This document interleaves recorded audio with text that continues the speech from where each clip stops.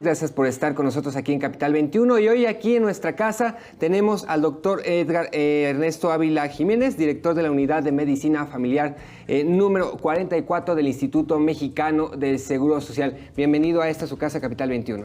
Gracias, buenas tardes. Y bueno, pues hoy el tema que nos compete es la obesidad y por supuesto también vamos a tocar el tema de la ingesta de alimentos rumbo a este 15 de septiembre. Pero platíquenos, doctor, pues ¿cuál es la situación de obesidad en México? Por ahí hay datos que hay 7 de cada 10 mexicanos padecen de obesidad. Usted me sabrá decir. Claro, es correcto. Fíjate que la obesidad es una enfermedad que se caracteriza por tres partes. Una es multifactorial, otra es crónica y sistémica. Sistémica, estoy hablando que es una enfermedad que abarca todos los órganos, todos los órganos y el funcionamiento de todos nuestros sistemas. Se considera crónica porque conforme va avanzando, va causando deterioros en todo el organismo, y multifactorial porque intervienen factores genéticos, sociales, psicológicos, etc.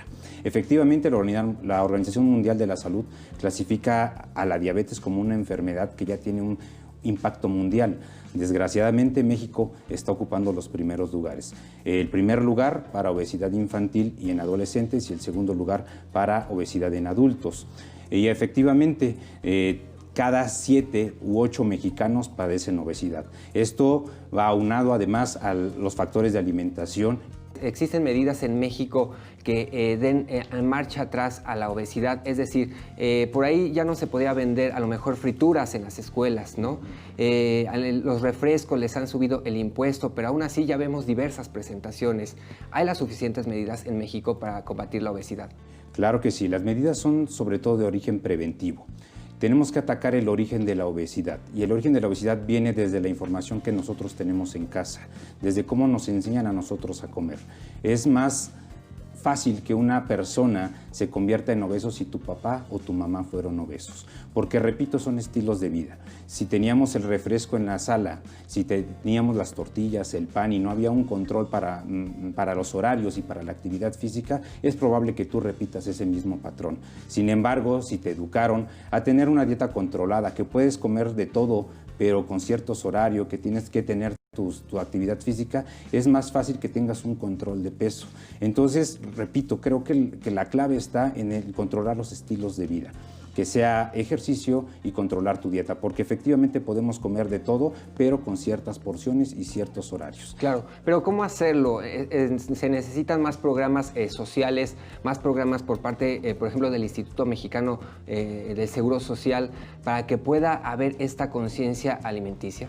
Te puedo compartir orgullosamente que el Instituto Mexicano del Seguro Social está llevando a cabo ya programas y estrategias educativas para combatir la obesidad. Entre ellos tenemos Prevenims. Tú llegas a tu unidad de medicina familiar y inmediatamente te pasamos a un módulo de medicina preventiva, donde si ni siquiera te vas a formar ni hayas sacado cita con tu médico familiar, vas a pasar inmediatamente, te vamos a medir tanto la cintura, tu estatura, tu peso, te tomamos una prueba de glucosa, la presión arterial, y en ese momento determinamos si hay factores de riesgo para que desarrolles alguna enfermedad. Si es así, inmediatamente echamos a andar un equipo interdisciplinario que va de la mano con nutriólogas, con trabajadoras sociales, con enfermeras y obviamente tu médico familiar, que te va a dar un plan de dieta y un plan también de ejercicios que sea acorde para ti. No hay recetas de cocina, desgraciadamente. Cada caso de obesidad se tiene que individualizar.